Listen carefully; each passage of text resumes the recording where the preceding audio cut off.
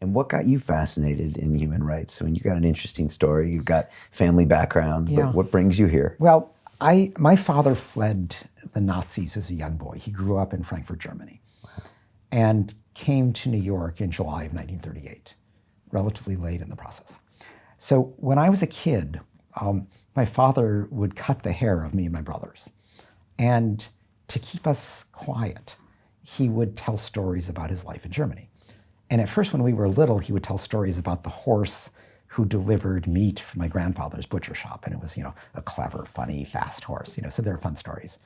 But as we got older, he would tell stories about what it was like being a young boy growing up under the Nazis and being sent off to a separate school and being afraid that he'd be thrown into prison or that his father would disappear.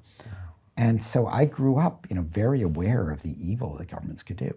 And I think that was kind of very formative in setting me on this path where I wanted to do something about that if I could.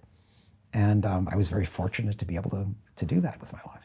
And just being a lawyer didn't interest you much. You didn't like that. I tried out just being an ordinary lawyer for a short bit. It didn't appeal to me. No.